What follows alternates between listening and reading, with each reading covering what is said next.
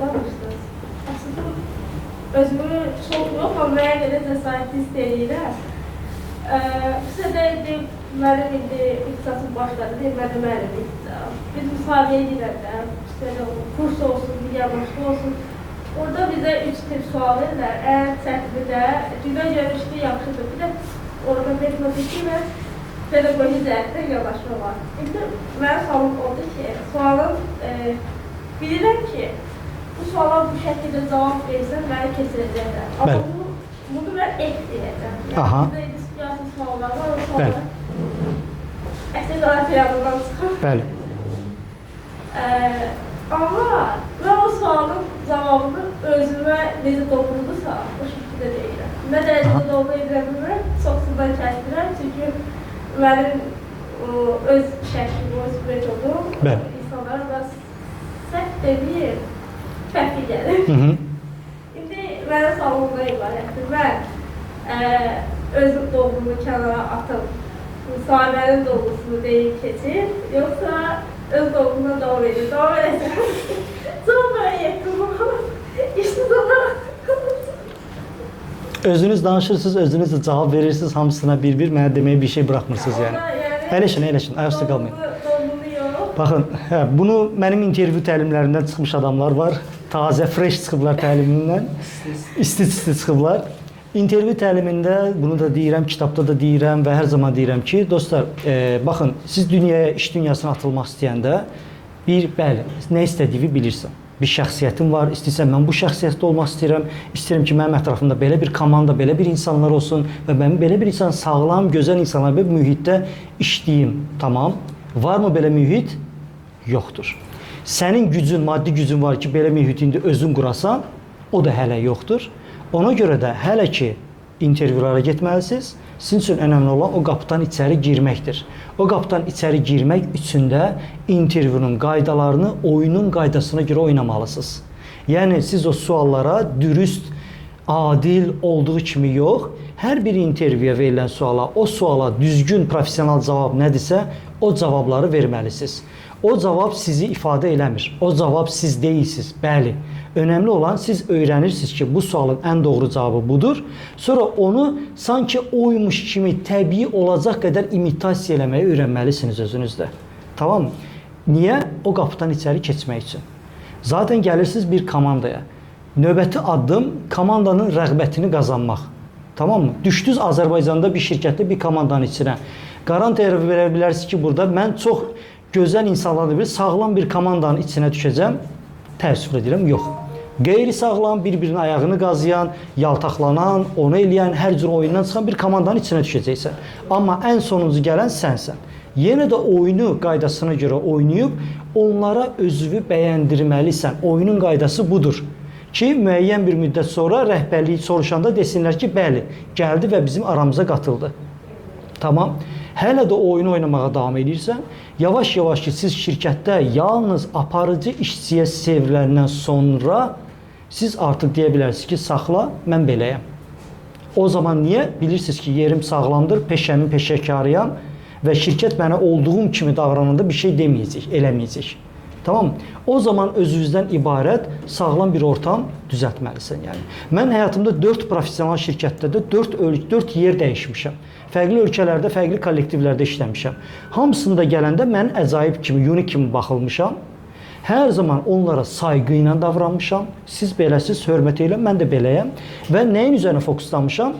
Bəlkə də məndən əvvəlki komanda ilə o istədiyi mühiti düzə bilməmişəm. Amma təzə gələn nəslə bir seçim vermişəm. Bunlar kimi olmaq və ya mənim yanımda mənim kimi olmaq. Hamısını bunu eləmişəm, səbrlə. Və mənim gələn nəsildən də bəzilərinə onlar kimi olmaq sərf edib, çünki onlar kimi olanda güclü hiss edirdi, özün gücün arasındadır, düzdürmü? Bəziləri isə mənim yanımda olmağı seçəndə hər zaman özümdən ibarət o sağlam quruğu zamanla, illərlə yavaş-yavaş qurmuşam yəni. Tamam. O həyatda ki, ondan sonra ki, gəlib ki, özüm bir sahibkar ola biləcək gücə çatanda, bəli, istədiyim kimi şirkət qurmuşam, istədiyim şirkətdə, istədiyim özüm kimi insanlar qurmuşam və sonra nə olub? Batmışam. Çünki biznesində oyunun qaydaları var. Sən özün kimi belə saf, dürüst, Safturuk insanlarla bir yere girib çıxa bilməyəcəksən. O qapıdan içəri hər cür insan girəcək. O hər cür insandan o oyunu qaydasını bacaran bicbala insanlar lazımdır sənin komandada. O zaman mən artıq təkcə özüm kimi yox, hər tip oyunu oynama bilən insanlardan ibarət komanda qurandan sonra mənim işlərim artıq uğur qazanmağa başlayıb, yəni. Başa düşdünüz? Yəni tutaq ki, məndə olmayan biznesdə gərəkən, amma məndə olmayan tərəfləri komandada mütləq kimsə də o tamamlayır. Bəzisin bu, bəzisin bu, bəzisin o tamamlayır, yəni. O zaman bu həyatda istədiklərinizi sata biləcəksiniz. Tamam? Yaşamaq istədiyiniz bir həyat var. Özünüzü izalə edib öz yaşadığınız dünyada yaşamaq üçün çox güclü olmalısınız. O gücə çatana qədər hələ böyük bir yol keçib çoxlarına səbr etməlisiniz. Sizə bunu deyə bilərəm. Yaxşımı? Ona görə növbəti intervyuda baxış tərzinizi dəyişməyi tövsiyə edirəm. Belə. Üzr istəyirəm, xanımın sizlə əlavə olaraq. Bəli, buyurun, buyurun. Siz dediniz ki, siz 4 beynəlxalq şirkətdə çalışmışsınız, amma Azərbaycan şirkətlərinin fəaliyyəti ilə digərlərinin arasında böyük bir fərq var. Bəli. Bəli. Amma sizin kitablarınızı oxuduğum qədərilə siz Azərbaycanda yalnız bir dənə işə düzəltmə şirkətində işləmisiniz. İlk öncə 2 aylıqda. Amma siz şanslı olmusunuz bizim gənclərdən fərqli olaraq. Siz birbaşa artıq qlobal şirkətdə çalışırsınız. Və oradakı peşəkarlıqdan ümumiyyətlə müqayisə edilə bilməz. Bəli. Azərbaycanda işinin nə qədər peşəkar olursa ol, hər zaman deyirlər ki, əvəz edilməz işçi yoxdur. Bəli. Və mən həmişə onlara cavab olaraq deyirəm ki, əvəz edilməz işçi yoxdur, amma mütləq ki, o təkrar edilməzi var. Bəli. Əvəz edilməz olmasa təkrar edilməz işçi var. Bəli. O halda nə etməlidir gənclər? Çünki hər zaman onda oyunun qaydalarına görə getməlidirlər. Heç vaxt özləri olmayacaqlar belə çıxır. Ta ki, öz bizneslərini qurana qədər. Orada belə deyirsiniz ki, yenə də əgər mən özümə xəyanət edə bilmirəm, amma özümə xəyanət edə bilən bir komanda yoldaş tapmalıyam. Bəs o halda nə etməlidir Azərbaycan bazarına görə? Ona görə də bu mövzuda mən çox belə qaramsar, bir növ qaramsar danışıram. Çünki yalandan burada xəyal satmağa gəlməmişik burada, düzdürmü? Realistik olmaq lazımdır.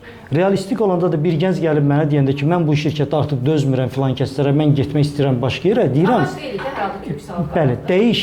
Amma sanma ki, orada gözəl göysə insanlar meşə çakalsı olmaz, orada da mütləq şəkildə olacaq. Yəni, tadım ən azı o gücə gəlməlisən ki, sənə təsir edə bilməsinlər. Yəni, şirkət yox, ən azı komanda. Yəni, biriləri rahatca səni torbavı tikə bilərsə əgər, artıq o statusa gəlirsən ki, o insanın sənin torbavı tikmək qədər onun sözü artıq keçmir rəhbərliyə. Çünki rəhbərlik sizi artıq şəxsən tanıyırlar, sizə şəxsən bələddirlər. Və bir nöqtəyə gəlməlisiniz ki, mən şirkətə xeyir verirəm, amma mən beləyəm. Mən belə olmamla bir problemimiz var. Yox, mən şirkətə xeyir verirəm də, düzdürmü? Bizdə bir şirkət var ki, yəni elə bir şirkət var ki, kişi xaylarsan, uzun saç ola bilmərsən orada. Düzdür? Uzun saç ola bilmərsən. Hamı sənin uzun saçına problem çıxardacaq. Və səni linç edəcək ki, o saçı qırxdırmalısan. Düzdür? Düzdürmü? Yaşayıb, bilir yəni. Düzdürmü? Və belə məqamda əvvəl uzun saçları var idi. İndi belə baxmayın. Belə məqamda artıq o levela, o statusa gəlirsən ki, yəni şirkət baxır ki, yəni mən bu adamın iş performansından razıyam. Amma saçları belədir. İndi eybi yoxda saçları belə qalsın. Tutaq ki, o levela gəlməkdən danışıram, yəni. Hər kəs bilir ki, sən qəribəsən. Onlar da bilirlər ki, və qəribə olanda sən əslində onlara ayrı seçkili eləmirsən. Sadəcə deyirsən ki, mən sizə qarışa bilmirəm və sizin elədiyiniz söhbətlər mənə maraqlı deyil. Yəni, mən öz aləmimdə, amma həmin anda sənə necə baxırlar, sən bizi yuxarıdan aşağı baxırsan bizə, bizi bəyənmirsən. Tamam da bəyənilərsiz zaten bir yanınız yoxdur, amma yenə də sizlə işləməyə məcburam sizin aranızda, düzdürmü? Mümkün qədər bunu qəbullanıb, işini sağlam tutmalısan. Mən bunun tərəfdarıyam. İşini profesional və sağlam gör. Bu zaman sənin niyə beləsən, ona çox az qarışacaqlar, yəni. Şirkətə xeyir gətirdiyi müddətcə. Yəni, belə deyək. Şirkətin aparıcı işçisi olduğu müddətcə o zaman bir problem olmayacaq. Çox söz istəyirəm, lakin Azərbaycanda şirkət rəhbərliyi də, məsəl üçün, arasında fərqlər də var. Mən işlədiyim şirkətdə hardasa bir il öncə rəhbərlik xarici idi, ingilislər idi. Dəyişdi Azərbaycandan şirkət o. Azərbaycanlı gələn kimi o dəqiqə özünə yaxın figurları rəhbərliyə oturtdu və mənim hardasa 10-15 gündən əvvəl baza menecerimi şəhərliyə çıxartdılar. O baza menecerde yəni hər şeyi bilirdilər. Belə olan halda mənim xanıma dediyim kimi saf, dürüst, ədalətli biri olmamalısan. Oyunu oynamağı bacarmalısan. Təbii ki. Yəni və mən də biraz özüm üçün aparıcı olduğum üçün, yəni BP ilə əməliyyatları mən həyata keçirdim. Aha, şirkət adı çəkməyək, tənqid elədiyimizdə şirkət adı çəkməyək lütfən. Aha. Aha. Hə. Amma nə varsa mənə o necə yönəldiləcək onu bilirəm. Aha. Sadəcə Və belə olan halda əgər siz öz peşənizdən, öz sağlamlığınızdan sabit rahatsızsa, bilirsiniz ki, sən məni burada bəyənməzsən, məni başqa yerdə dəyər verəcəklər, orada işləyəcəm. Özünüzü o levelə çatdırmalısınız. Bax bundan danışıram yəni. Tamam mı? Yəni sənin necə əcaib insan olacağını qəbul etməlidir. Mən məsəl üçün mən tamamilə sərt danışıram, amma mən söz deyə bilmirlər. Çünki bilirlər ki, mən işi tələb edirəm. Bəli. Mən sizin söhbətləriniz vacib deyil, telefon oynamalarınız vacib deyil. Amma mən sizin işinizi tələb edirəm. Xahişəm ki, məsələn, gəlib şikayət eləməyin, gəl üzümə deyin. Mənə şikayət ediblər, xalim məndən necə deyirlər, sərt danışır. Bəli. Mən də gəlib demişəm ki, xahişəm, telefon oynada insan mənə bunu deməsin. Bəli. Özləri də bilirlər nədir. Sadəcə indi hər kəs ucaq başlayıb kiminsə ya qonşusu olub, məhəllə dostu olub, rəhbərlikdən müəyyən və bu və digər formada yaxınlığı olub. Ona görə ki, mən də biraz özümü sərt formadan daha yumuşaq forma keçmişəm. Mən nə deyim, oyunu oynamaq üçün. Baxın, 10 ildən çoxdur ki, sizin kimi gənclər gəlirlər mənə öz işlədiyi şirkətin xarakteristikasını bir-bir sayırlar. Hərənin bir dərdi var da, düzdürmü? 10 il ərzində işitdiyim bütün şirkət xarakteristikalarının nəticəsində deyirəm ki, sizə tövsiyə edəcəyim bu dəqiqə sağlam bir ortam yoxdur. Heç vaxt olmayacaq da. O dəyər sən özün verməlisən. Bəli, bəli. Və bunu birinci etap bunu qəbullanıb mən buradan necə öz mənfəətimə çıxışam. Niyə? Çünki mənə bu şirkət lazımdır. Şirkətin statusu klik, reputasiyası klik, mənə verdiyi vəzifə klik, mənə verdiyi maaş klik. Hə oradakı o adamlar bu qədər klikə görə göz yumum, eyb yox yəni. Belə baxmalısınız məsələ. Yoxsa mən bilirəm, başa düşürəm. Amma hər kəsə sadəcə kitabdakı siz mən bütün şirkətlərdən hər kəsin gözünün içinə belə baxırdım. Mənim qiyamdakı gələcək kitabımın sən növbəti səhifəsisən. Sənlə bu səhifələri yaşayacağam. Sən burada da qalacaqsan, mən sizi keçəcəm növbəti rəngə, növbəti səhifəyə. Və bu mənim böyük təsəllim idi yəni. Tamam mı? Onlarsa necə bir ortam yaradırlar bu şirkət rəhbərlikləri? Səni yegəcəyin, işləyəcəyin dünya bu dünyadır. Və burada sən məndən asılısan və sənin bütün həyatını mən təyin edirəm burada. Necə məsləhəti deyib, sənə sərf elədiyi müddətcə orada işləyirsən. Tamam mı? Bununla mübarizə aparanda, baxın, sistemə qalib gələn bir tək şövalye görməmişəm. Başa düşürsən? Meneceri şirkətdən qovdurtmuşam, onun yerinə onun kimisi gəlib. Bu işə yaramır. Başa düşürsünüz yəni? Hətta gedənlər biz rəhmət oluyor. Hə. Yəni. Həqiqətən elədir. Tamam. Belə. Növbəti sual keçək. Buradan